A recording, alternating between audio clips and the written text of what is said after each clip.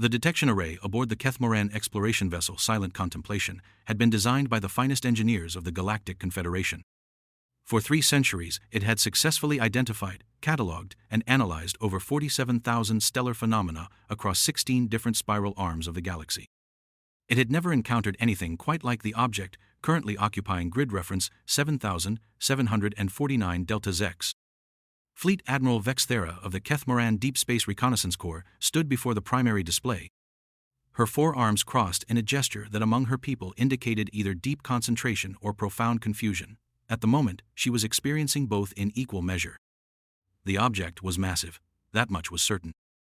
Her instruments registered a length of approximately 12 kilometers, a width of 4 kilometers, and a height that varied between 2 and 3 kilometers, depending on the measurement angle. What troubled her was not the size. The Confederation had encountered spacefaring civilizations before, and large vessels were not uncommon among species that had achieved interstellar capability. What troubled her was the power signature.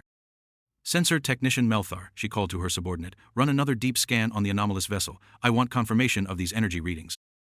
Melthar's tentacles danced across his control console with practiced precision. He was among the most experienced sensor operators in the fleet, with over 6 decades of service analyzing everything from stellar phenomena to artificial constructs. His expertise was why Admiral Vexthara had requested him specifically for this first contact mission. After several minutes of intensive scanning, Melthar looked up from his station, his primary eyes blinking in the rapid sequence that among his species indicated significant distress. "Admiral," he said slowly, "I've run the scan 14 times using different spectrum analyses and 3 separate sensor arrays. The readings are consistent. And the vessel is generating approximately 2.3 terawatts of power at what appears to be idle status."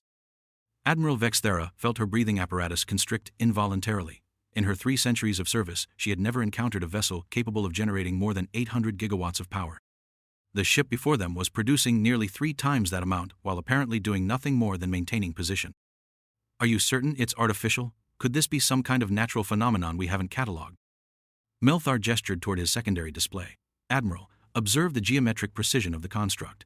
Note the uniform distribution of the power signature across discrete sections of the vessel. This is definitely artificial. Moreover, I'm detecting organized electromagnetic emissions consistent with communication systems, sensor arrays, and what appear to be multiple fusion reactors operating in perfect synchronization." "Multiple fusion reactors?" "At least 47 discrete power sources, Admiral, possibly more. The interference from the primary power signature makes it difficult to get precise counts of the smaller ones." Admiral Vexthara moved closer to the display, studying the sensor data with growing amazement.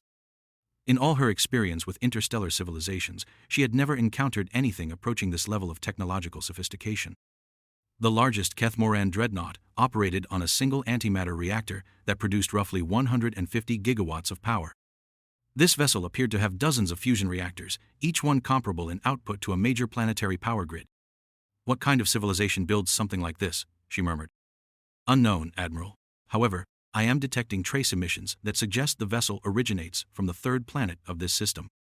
Initial spectral analysis indicates a world with oxygen-nitrogen atmosphere, significant water coverage, and what appears to be a remarkably active biosphere." "Life-bearing world?" "Definitely, and Admiral," Melthar hesitated, "the gravitational readings from the planet are unusual." "How so?" "Surface gravity appears to be approximately 1.6 times Confederation standard. That's well within the range classified as a heavy gravity world, bordering on what our xenobiologists would consider a high-stress environment." Admiral Vexthara absorbed this information with growing unease. Heavy gravity worlds typically produced species with enhanced physical capabilities, but they also tended to create civilizations that were more aggressive, more militaristic, and significantly more dangerous to encounter. The massive vessel before them was beginning to make more sense in that context. "Admiral," Sensor Technician Melthar announced suddenly, "the vessel is changing orientation. It's turning toward us." On the main display, the enormous construct was indeed rotating slowly along its central axis. What had appeared to be its dorsal surface was revealing itself to be something entirely different. As the vessel turned, Admiral Vexthara began to make out details that caused her breathing to become increasingly labored. The ship was not merely large, it was armed. What she had initially taken for sensor arrays and communication equipment were revealed to be weapon emplacements of staggering size and number. Massive cylindrical structures that could only be some form of kinetic projectile system, sleek pods that had the distinctive appearance of missile launchers. Arrays of smaller weapons that seemed designed for point defense against multiple incoming threats. Melthor, she said quietly, how many weapon systems are you detecting? Her sensor technician worked frantically at his console, his tentacles moving in patterns that indicated extreme concentration. After several minutes, he looked up with an expression that among his people was reserved for contemplating natural disasters or existential threats. Admiral, I count at least 437 discrete weapon systems, and that's only what I can positively identify from our current angle of observation. 437 weapons on a single vessel? The main projectile systems appear to be particularly massive, Admiral. Based on the barrel diameter and power coupling requirements, I estimate they're designed to fire projectiles massing several tons at velocities approaching significant fractions of light speed. Admiral Vexthara felt a chill that had nothing to do with the environmental systems aboard her ship. The implications were staggering. A single projectile fired from such a weapon would carry more kinetic energy than most ship-to-ship missiles. Multiple projectiles fired simultaneously could devastate an entire fleet. What kind of enemies do they fight that would require weapons of such magnitude? She whispered. As if in response to her question, her communications officer, Sub-Commander Yelnara, looked up from her station with obvious agitation. Admiral, I'm receiving a transmission from the vessel. It's being broadcast on multiple frequencies simultaneously and appears to be some form of greeting or identification protocol. Put it through the translation matrix. The voice that emerged from the ship's communication system was unlike anything Admiral Vexthara had ever heard. It was deep, resonant, and carried an undertone that somehow managed to convey both authority and restraint. But what struck her most forcefully was the casual confidence in the speaker's tone. This was clearly a being accustomed to command, speaking from a position of absolute strength. Unknown vessel, this is Captain Sarah Chen of the Terra Federation starship Indomitable. You have entered the Sol system and are approaching Earth territorial space. Please identify yourself and state your intentions. We are prepared to extend appropriate courtesies to peaceful visitors and appropriate responses to those who are not. The translation matrix worked efficiently, converting the alien speech patterns into something comprehensible to Admiral Vexthara and her crew. But even through the technological mediation, the message was unmistakably clear. They were in the presence of beings who considered this star system their territory and were prepared to defend it. Respond, Admiral Vexthara ordered. Standard first contact protocols. Identify ourselves as representatives of the Galactic Confederation, emphasize our peaceful intentions, and request permission to establish formal diplomatic contact. Sub-Commander Yelnara transmitted the carefully worded response, and they waited. During the interval, Admiral Vexthara studied the massive vessel before them with renewed attention. The Indomitable. The name itself suggested a philosophy of absolute resistance to defeat. Combined with the staggering firepower she was observing, it painted a picture of a civilization that had been forged in conflict and had emerged victorious. The response came within minutes, again in that same confident tone. Admiral Vexthara of the Kethmoran vessel Silent Contemplation, this is Captain Chen. Welcome to the Sol system. We are always interested in meeting new civilizations, and we appreciate your peaceful approach. However, before we proceed with formal diplomatic contact, I need to ask you a few questions. First, are you familiar with the concept of a death world? Admiral Vexthara looked at her crew in confusion. The term was unfamiliar, though the translation matrix seemed to have handled it adequately. I am not familiar with that concept, Captain Chen, she responded. Could you clarify what you mean? A death world is a planet where the environment is so hostile, so challenging, and so dangerous that most forms of life would consider it uninhabitable. High gravity, extreme weather, predatory fauna, toxic atmospheric components, seismic instability, radiation exposure, that sort of thing. Earth, our homeworld, is classified as a Class 12 death world. Class 12? Admiral Vexthara felt her breathing apparatus constrict again. The Confederation's scale for planetary hostility only went up to Class 7, and those worlds were considered so dangerous that even brief scientific expeditions required extensive protective equipment and military escort. That's correct, Admiral. We thought you should know that because it helps explain certain aspects of our technology and our approach to interstellar relations. The ship you're currently observing, the Indomitable, is what we classify as a Titangent-class battleship. It was designed for fleet engagement against peer-level technological opponents in a contested environment. Peer-level technological opponents.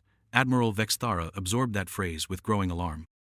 It suggested that these humans four that appeared to be what they called themselves had developed their staggering military capabilities not for exploration or defense against pirates, but for warfare against civilizations with technology comparable to their own. Captain Chen, might I ask what kind of conflicts required the development of such substantial defensive capabilities? Certainly, Admiral. Earth has been engaged in interstellar warfare for approximately 47 standard years. We've encountered 14 different hostile civilizations, participated in 3 major galactic conflicts, and successfully defended our territory against invasion attempts by 7 different species. The Indomitable represents our current generation of capital ship design, incorporating lessons learned from 47 years of active combat against technologically sophisticated opponents. Admiral Vex Thera found herself struggling to process this information. 47 years of continuous warfare against multiple civilizations. The Kethmoran had been spacefaring for over 8 centuries and had encountered exactly 3 conflicts significant enough to require military intervention. These humans had apparently been fighting constantly since achieving interstellar capability. I see, she managed. And how many vessels of this class does your Terra Federation currently operate? The Titangen-class program currently includes 43 active vessels, with an additional 12 under construction. However, I should mention that the Indomitable is what we consider a medium-sized capital ship. Our Leviathan-class dreadnoughts are significantly larger. 43 vessels the size of the Indomitable. Admiral Vex Thera tried to imagine what a fleet engagement involving such ships would look like, and found that her mind simply refused to process the concept. The amount of destruction that could be unleashed in such a conflict would be sufficient to sterilize entire star systems. Captain Chen, she said carefully, might I ask about the specific capabilities of your vessel? For our cultural exchange records, of course. Of course, Admiral. The Indomitable masses approximately 47 million tons and carries a crew of 12. Primary armament consists of 8 800mm mass drivers, each capable of firing 16-ton projectiles at 0.23. Secondary armament includes 240 tactical missile launchers, 180-point defense systems, and 67 directed energy weapons. The ship is powered by 43 helium-3 fusion reactors and can maintain combat operations for approximately 8 months without resupply. Admiral Vex Thara felt her legs becoming unsteady. The largest vessel in the Kethmoran fleet massed 2.3 million tons and carried a crew of 800. Its primary weapon was a single particle beam generator that required the entire ship's power output to fire.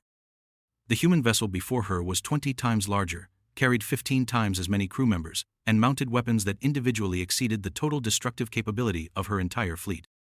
The ship you're observing, Captain Chen continued conversationally, is actually operating at minimal crew levels. Full combat deployment would include an additional 80 personnel, including our Marine contingent.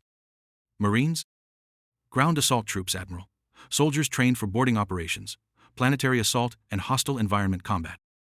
Each Titangent-class vessel carries a full battalion of Marines equipped for operations in any environment up to Class 15 Death World conditions.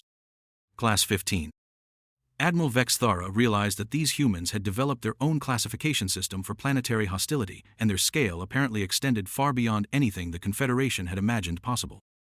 Captain Chen, you mentioned that Earth is a Class 12 Death World. Are your Marines trained for operations in environments more hostile than your own homeworld? That's correct, Admiral.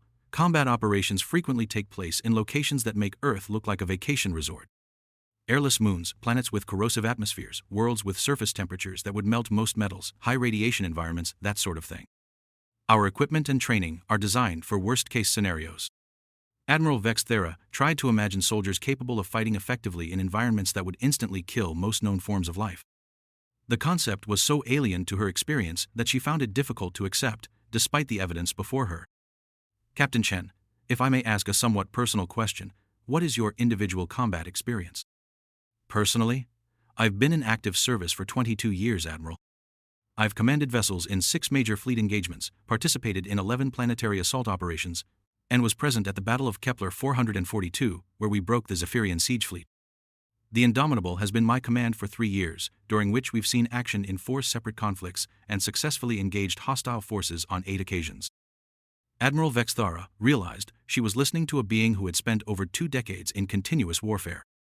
In Kethmoran society, individuals with such experience would be revered as legendary warriors, consulted as strategic advisors, and honored for their service. Among humans, this Captain Chen spoke of her combat record as casually as a merchant might discuss routine trade routes. Admiral, Sensor Technician Melthar announced quietly, I'm detecting additional vessels approaching our position. Admiral Vex Thara looked at the tactical display and felt her breathing stop entirely. 4 additional contacts were moving toward them from various positions throughout the star system. Each one registered power signatures comparable to the Indomitable. Captain Chen, she said carefully, are those additional vessels of your fleet? That's correct, Admiral. Standard First Contact Protocol requires a minimum of 5 capital ships on station when meeting unknown civilizations. The approaching vessels are the Relentless, Inevitable, Undaunted, and Resolute, all TIE-Tangent-class battleships under my operational command. 5 capital ships, any one of which could probably destroy her entire exploration fleet without significant difficulty. Admiral Vex Thara was beginning to understand that this first contact was proceeding very differently than any scenario her diplomatic training had prepared her for. Admiral, Captain Chen continued, I want to assure you that our intentions are entirely peaceful. However, I think it's important for you to understand the context of our civilization before we proceed with formal diplomatic contact. We've learned from experience that misunderstandings between species can have serious consequences. What kind of misunderstandings, Captain? 3 years ago, we encountered a species called the hegemony of Carthax. Initial contact went smoothly, they were sophisticated, technologically advanced, and appeared interested in peaceful relations. We established trade agreements, exchanged cultural information, and began discussing possible alliance arrangements. Admiral Vex Thara waited, sensing that this story was heading toward an unpleasant conclusion. 6 months into our relationship, the Carthax decided that humanity would make an excellent addition to their empire as a client species. They arrived in the Sol system with a fleet of 200 vessels and demanded our surrender. They had apparently misinterpreted our peaceful approach during first contact as evidence of weakness. What happened? We destroyed their fleet, Captain Chen said matter-of-factly. Completely. It took approximately 4 hours. The surviving Carthax vessels fled back to their territory, where they informed their government that humans were what they termed unreasonably dangerous and should be avoided at all costs. Admiral Vex Thara absorbed this information with growing understanding. These humans had developed their massive military capabilities not out of aggression, but out of necessity. They had apparently learned that in a galaxy full of hostile civilizations, the only way to ensure peaceful relations was to be so overwhelmingly dangerous that no one would consider attacking them. I appreciate your candor, Captain Chen, she said, and I believe I understand your position. The Galactic Confederation has no hostile intentions toward your Terra Federation. We are genuine explorers, seeking to establish peaceful contact with new civilizations for mutual benefit. Excellent, Admiral. In that case, I'd like to extend an invitation for you and a small diplomatic party to visit the Indomitable. We can provide you with a full tour of our vessel, introduce you to our crew, and begin formal discussions about establishing relationships between our civilizations. Admiral Vex Thara considered the invitation carefully. On one hand, boarding the human vessel would provide invaluable intelligence about their technology and capabilities. On the other hand, she would be placing herself and her crew at the mercy of beings who had just casually described destroying an entire enemy fleet. That's a generous offer, Captain. However, I should mention that my species has certain environmental requirements that might make visiting your vessel difficult. Not a problem, Admiral. The Indomitable has full environmental adaptation capabilities. We can adjust atmosphere, gravity, temperature, humidity, lighting, and electromagnetic conditions to match your physiological needs. We've hosted representatives from over 30 different species aboard our ships. Of course they could. Admiral Vex Thara was beginning to realize that these humans had thought of everything. Their vessels weren't just weapons of war, they were designed as diplomatic platforms capable of hosting any conceivable form of life. In that case, Captain Chen, I would be honored to accept your invitation. Outstanding. We'll prepare Docking Bay 7 for your arrival. Fair warning, the Indomitable is quite large, so the tour will take several hours. I hope you're prepared for a lot of walking. Several hours later, Admiral Vex Thara found herself standing in what the humans called Docking Bay 7, staring up at a space that could have comfortably housed her entire ship. The bay was one of 12 such facilities aboard the Indomitable, each one capable of accommodating vessels up to corvette size. Captain Chen was exactly what Admiral Vex Thara had expected: tall, confident, and possessed of an unconscious authority that came from years of command experience. What she hadn't expected was how young the human appeared. By Kethmoran standards, Captain Chen couldn't be much more than a juvenile, yet she commanded a vessel that represented more military power than most civilizations possessed in their entire fleets. Welcome aboard the Indomitable, Admiral, Captain Chen said warmly. I hope the docking process wasn't too complicated. Not at all, Captain. Your crew was extremely professional. Indeed, the human docking procedures had been flawlessly executed, with a precision that spoke of extensive practice and superior training. Excellent. If you're ready, I'd like to begin with a tour of our primary systems. I think you'll find our approach to starship design distinctive. Captain Chen was not exaggerating. As they moved through the vessel, Admiral Vex Thara found herself constantly amazed by the scale and sophistication of the human technology. The corridors were wide enough to accommodate movement of large equipment and substantial numbers of personnel. The crew quarters were spacious and comfortable, designed for long-term deployment in deep space. The medical facilities were more advanced than most planetary hospitals. But it was the weapons systems that truly took her breath away. "This is Primary Battery A," Captain Chen explained as they entered a space that could only be described as a cathedral of destruction. Each mass driver is 127 meters long and fires 16-ton projectiles accelerated to approximately 23% of light speed. Effective range against capital ship targets is roughly 8 light seconds. Admiral Vexthara stared at the massive weapons in stunned silence. Each one was larger than the main engines on her exploration vessel.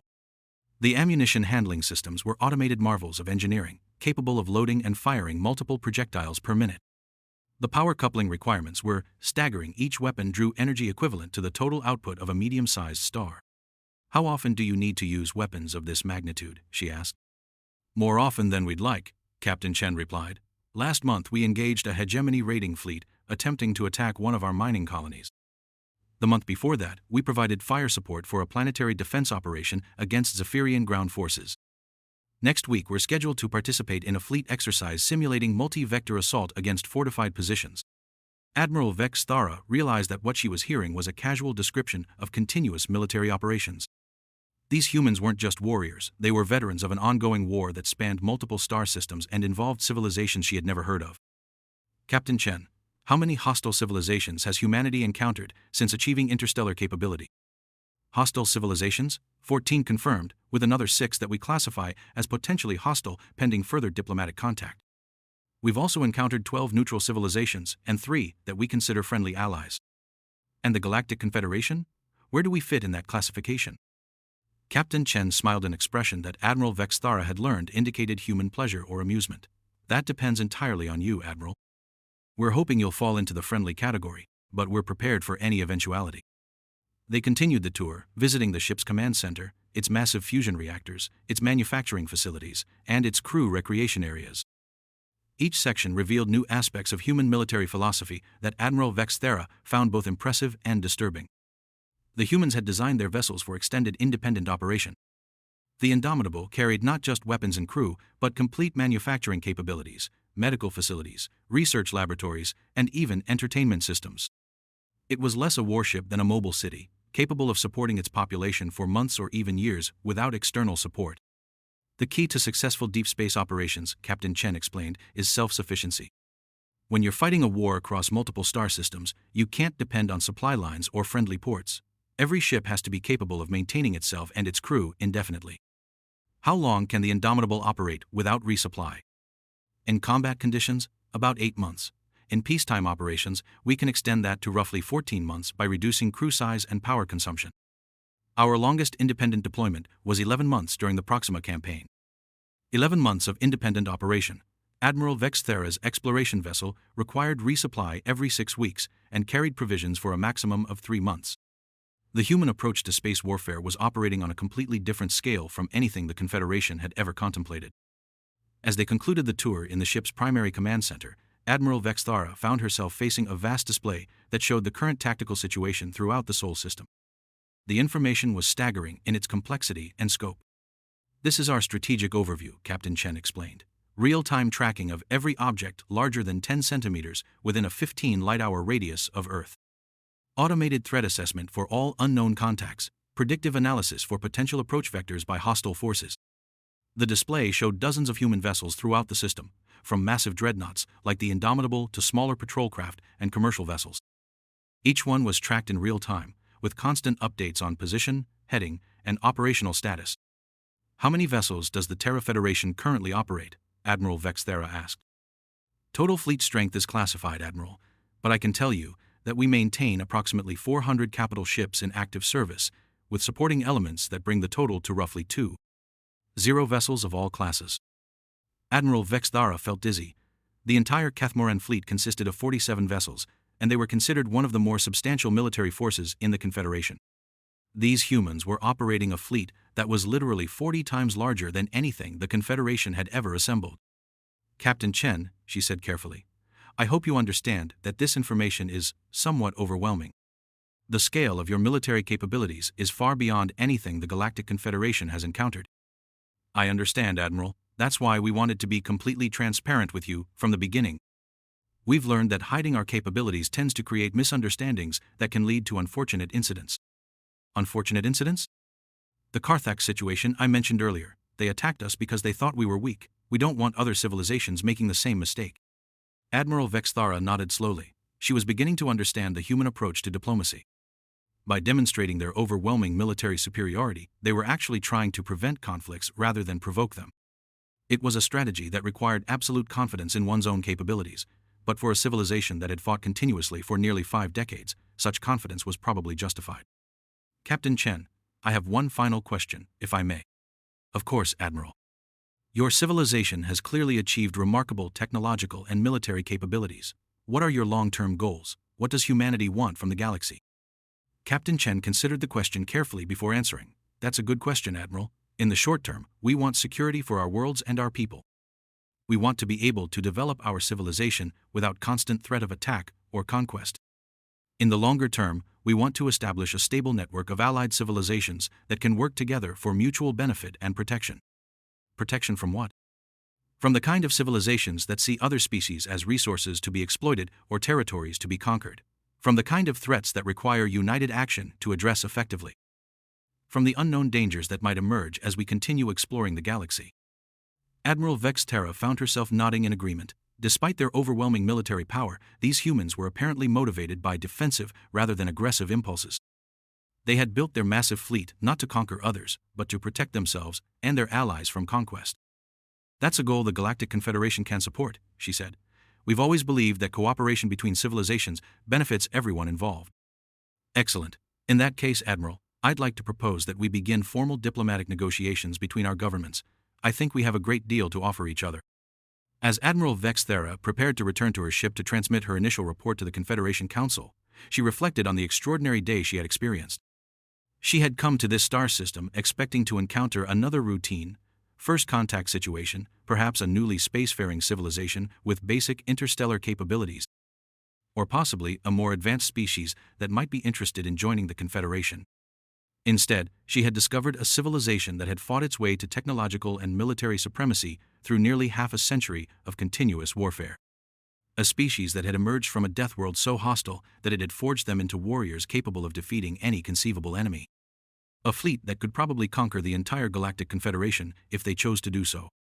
And yet, despite their overwhelming power, these humans were apparently interested in peaceful cooperation and mutual benefit. They had demonstrated their capabilities not as a threat, but as a reassurance, a way of preventing the kind of misunderstandings that had led to unnecessary conflicts in the past. Standing once again in Docking Bay 7, preparing to board her shuttle, Admiral Vexthara turned to Captain Chen for a final exchange. Captain, I want to thank you for your hospitality and your candor. This has been an educational experience. The pleasure was mine, Admiral. I hope this is the beginning of a long and beneficial relationship between our civilizations. I believe it will be, Captain, though I suspect the Confederation Council is going to have some difficulty processing my report. Captain Chen smiled again. I imagine they will. Feel free to invite them to visit us directly if they have questions. We're always happy to host diplomatic missions. I'll convey that invitation, Captain, though I suspect they may prefer to begin with remote communications. Understandable. Just let them know that humanity is committed to peaceful relations with all civilizations that share that commitment. We've had enough war for several lifetimes. As Admiral Vexthara's shuttle departed the Indomitable and began its journey back to the silent contemplation, she watched the massive human battleship growing smaller in her viewport. But she knew that the impression it had made on her would never diminish. She had encountered a civilization that had achieved something that most species could only dream of, the ability to guarantee their own security through overwhelming strength, combined with the wisdom to use that strength only when necessary. The humans had built themselves into the most formidable military force she had ever imagined, and then chosen to use that force in service of peace rather than conquest. Hours later, as she sat in her private quarters composing her official report to the Confederation Council, Admiral Vexthara found herself struggling to convey the magnitude of what she had discovered. How could she explain the sheer scale of human military capabilities? How could she describe the casual confidence of beings who had spent their entire civilization in combat against peer-level opponents? How could she communicate the profound implications of humanity's entrance into galactic politics? In the end, she settled for a simple, straightforward account of what she had observed, supported by detailed sensor readings and tactical assessments. The facts would speak for themselves. But as she transmitted her report across the quantum communication network that connected the scattered worlds of the Galactic Confederation, Admiral Vexthera reflected on what the immediate future might hold. The galaxy was about to discover that it had a new player in the game of interstellar politics, a player with capabilities that exceeded anything previously imagined, and the experience to use those capabilities effectively. The humans had arrived on the galactic stage, and nothing would ever be the same. Back aboard the Indomitable, Captain Chen stood in her command center, watching the Kethmaran vessel as it departed the Sol system. Around her, the bridge crew continued their routine operations with the quiet efficiency that came from years of working together in challenging environments. "Captain," her tactical officer reported, "the alien vessel has cleared the system perimeter and is on course for what appears to be their home territory." "Acknowledged. Stand down from first contact alert status. Resume normal patrol operations." "Aye, Captain." Captain Chen remained at her command station for several minutes, contemplating the encounter they had just completed. First contact situations were always delicate, requiring careful balance between demonstrating strength and maintaining peaceful intentions. In this case, she believed they had achieved that balance successfully. The Kethmoran had seemed genuinely peaceful in their intentions, and Admiral Vexthara had struck her as a competent and reasonable officer. If the Galactic Confederation as a whole shared those qualities, humanity might have found valuable allies in their ongoing efforts to establish security and stability in their region of the galaxy. "Captain," her communications officer announced, "we're receiving a priority transmission from Earth Command." "Put it through." The familiar voice of Admiral Harrison, commander of the Sol Defense Fleet, filled the bridge. "Captain Chen, we've been monitoring your first contact operation. Excellent work. Initial assessment indicates the Kethmoran represent a genuine opportunity for positive diplomatic relations." "Thank you, Admiral. I concur with that assessment." Admiral Vexthera appeared to be a professional officer representing a legitimate government interested in peaceful contact. "Outstanding. We're authorizing you to begin preliminary discussions if they choose to re-establish contact. However, maintain standard security protocols until we have a better understanding of their capabilities and intentions." "Understood, Admiral." "Also, Captain, be aware that long-range sensors have detected increased activity in the Zephyrian border regions. Intelligence suggests they may be planning another incursion into our territory." Captain Chen felt her expression harden. The Zephyrians had been one of humanity's most persistent enemies, launching raids against human colonies and shipping for over a decade. Despite repeated defeats, they continued to probe for weaknesses in human defenses. "Do we have any intelligence on the scale of the potential threat, Admiral?" "Preliminary estimates suggest a fleet of approximately 60 vessels, including at least 12 heavy cruisers. Nothing we can't handle, but it will require a coordinated response." "The Indomitable is ready for deployment, Admiral. We can be on station in the border region within 72 hours. "Negative, Captain. Your current mission is to maintain first contact protocols with the Kethmoran. The Zephyrian situation will be handled by the Third Fleet." Captain Chen acknowledged the orders and ended the communication. Around her, the bridge crew had heard the exchange and were already making subtle adjustments to their readiness status. After years of service together, they had developed an almost instinctive ability to anticipate operational requirements. This was the reality of human existence in the galaxy: constant vigilance against threats that could emerge from any direction at any time.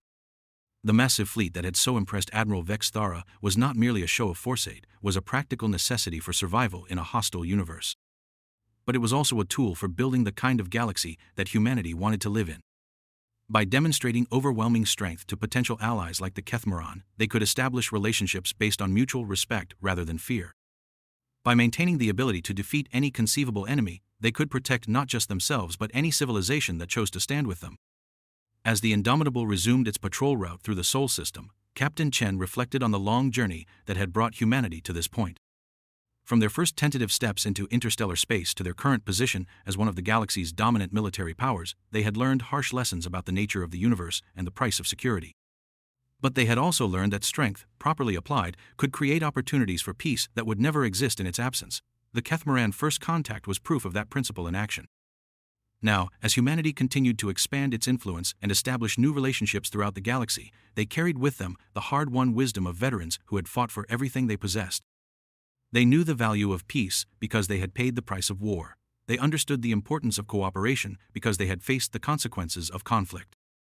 And they possessed the power to defend both peace and cooperation against any force that might threaten them. In the depths of space, the Indomitable continued its vigilant patrol, a massive testament to human determination and capability. Behind it, Earth spun peacefully in its orbit, protected by weapons and warriors that could face any challenge the galaxy might present. Ahead lay a future full of new possibilities, new alliances, and new threats, but humanity was ready for all of them. They had made themselves ready through 50 years of constant struggle, and they would remain ready for whatever came next. Because that's what humans do. They prepare, they adapt, they overcome. And they never stop fighting for the kind of galaxy they want their children to inherit. The end.